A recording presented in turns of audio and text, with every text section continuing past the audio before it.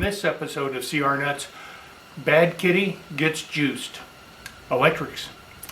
We're tidying up the main disconnect in the trunk area. We're running wires to the starter. We're running wires to power the alternator. And we're running wires to the actual fuse box itself. Then we're putting in rear speakers, 6x9s. And just because I'm in the trunk and you get to see a turtle on its back and get back on his feet, me. So we're going to have a little fun with that today. I figure this episode probably going to break out to be 3 episodes, something like that. A lot of detailed stuff in here. We have to install the air conditioning box in and out 3 times, 4 times, maybe 5 times. But we get it all done and it all flows. It works and I'm quite happy. So let's get into it. What we have here, we got the battery installed. It's wired up. It's into the main disconnect switch, which is in the off position. There's no voltage. Now I've checked it with a meter going through. Now if I were to turn it on, voltage would be flowing out the other end. Nothing's connected to it at this moment. We have 2 continuous duty 200 amp solenoids, and the hot will come in one side and then it will leave the other side, but it's able to be activated by a much smaller wire, like going to a toggle switch inside the car and or ignition switch. So I'm going to have one for the starter and one for the fuse box, main power to the car. Let's call it the ignition system. Alright, and then there'll be one more wire coming all the way from the alternator back here, but it'll be going through these mega fuses on the side. And so it's not, I want a hot wire running all the time. That's not a good idea, but it's going to be fused. So when there's an accident, a short, anything happens, it'll shut down immediately. And this is just a safety precaution. So I'm going to have the mega fuse. I'll have one for the main ignition and one for the alternator. The starter will just run strictly off the solenoid itself, continuous duty solenoid. So I'm going to wire these up. What you see there is the underneath glove box, the firewall. And see that hole right there? We're going to insert this. And this, we're bringing the hot cable from the battery. We're running it through a solenoid, going through a 120 amp fuse, and then we're running it to the firewall. But to get through the firewall, we're going to use this. And it's just a clean connection, so you don't have to run the cable itself, which could chafe and scrape, break, short out, cause a fire. We want none of that. So this is what we're going to do. We've got it in place. I've made a gasket out of RTV, which stands for room temperature vulcanizing. The rivets are all in place. All I got to do is snap them in one by one and try to be nice and neat. So yesterday we took out the air conditioning and we put in the extra bulkhead connector for the alternator wire. So I'll give you a peek of that. So we got both of those in and it's all tidied up. It's going to be just fine. We got to get to dropping the starter. You can see the alternator line there, and it goes over and comes up and goes to the alternator. That's going to be fine. That's a 6-gauge wire. But we got to connect the starter, which is right down in here, behind the headers. We got to disconnect the starter and then run a cable between it and the other bulkhead connector, which is down there. So that's what we're going to do today. There's the O2 bung. And the O2 bung was purposely put in an angle, at top on the angle, because you don't want moisture to develop on the tip and corrode it. So give you a turn around slowly without giving you a head fade. There you can see where I just put the starter bulkhead connection. So it's right in that vicinity. So what I'm going to do is put a little anti-seize on the connector.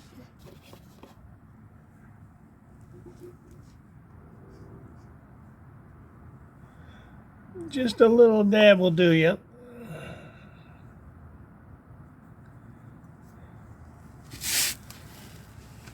Wipe it on my jeans, I mean my rag, yeah.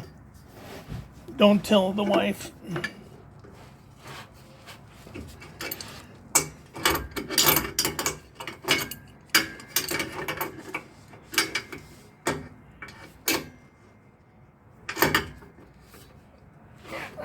Okay. That is that. Uncurl my wire a little bit. And then throw it over the tranny, grab it from the inside, and I may look at shortening those wires now. So let's go up and looking over this. The wire that comes from the fuel injection unit itself actually could connect right to here. But I've got to splice on a connector. And I don't want to cut it, don't want to leave myself no room. So I'm going to cut it about here, stagger the wires when I join them together. I'm going to solder the connections. I'm going to heat shrink them. I'm going to make it nice and neat as best as I can do. And that's the game plan. So that's what we're going to do.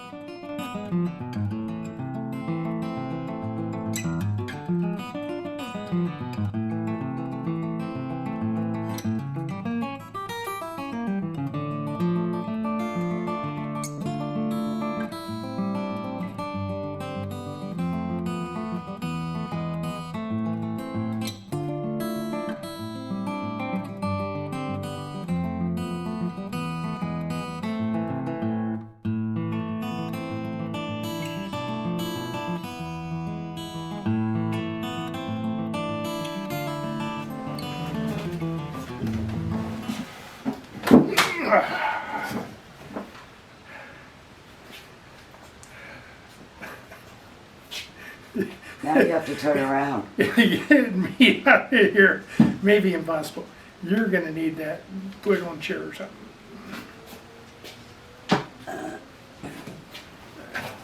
Put your head. I know. I got to scoop my ass down.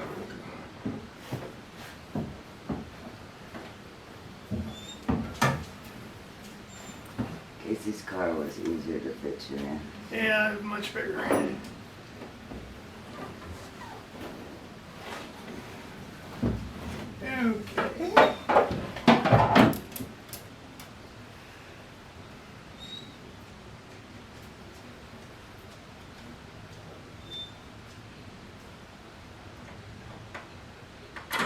Yeah, I'll hold it. Okay. Why don't you hand me the wrench over there? Okay. Now, you see the drill right here? Yeah. Yes. I need you to drill this one.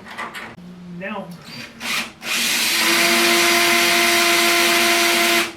More? Yeah, keep going out. You'll find out. All right, good. An idea occurred to me because we're going to be bouncing back and forth, and it may be a while. before we get back to finishing the package tray, just to dust proof them. I thought this was clever. These speaker covers come in handy.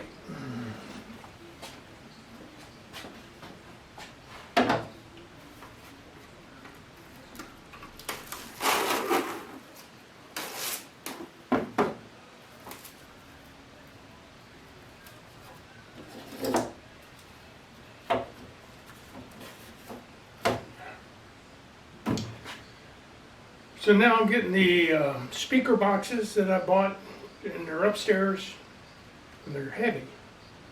I gotta unpackage them, take a look and see. You know, the idea is to surround the speaker in the bottom and, you know, enrich the sound. And stereos are not my expertise, and I'm sure a lot of you know better ways. So educate me. I'd appreciate any feedback you can. I like a good stereo system. My car doesn't have to thump, but you know, I like my tunes. Speaker boxes, never worked with them before.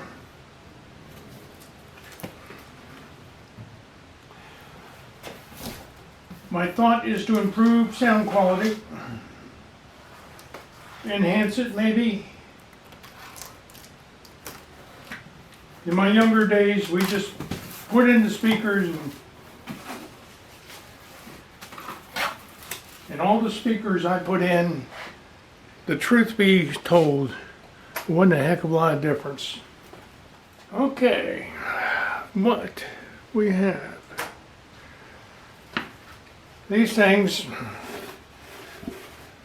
compressed fiberboard, but behind here is so you can run your speaker wires. I don't know if you can see it or not in there. Where's my light?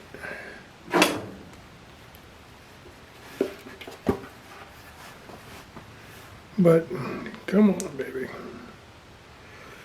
It's got two of the same size spades on it. So I got two choices here. I can run a short speaker wire from the speaker itself to here. Put the connections, put the box up, and then run the main speaker wire into these terminals. I can just run the speaker wire, you know, underneath, out the side. Nobody would ever see it one way or the other. My initial thought is, this is real pretty. Kind of like a gimmick. It's the way my mind's working. So I'm thinking about just drilling a hole through the side, run the speaker wire in there, putting connectors up there. I'll pre-mount these so I have the holes drilled, you know, in position. Then I'll drop it, connect the wires, and just run 10 feet of wire, something that would easily reach the stereo. And because I have tons of wire. So if they're 3-4 feet too long, it's no big deal. That's what I think I'm going to do.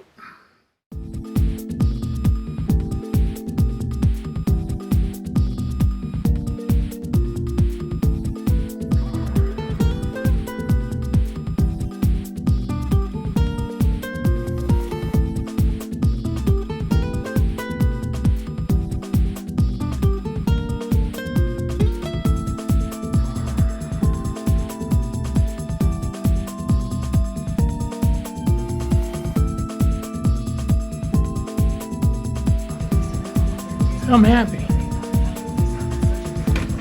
Pain in the ass, but it looks good. It's proper. So we did the right thing. Onward ho!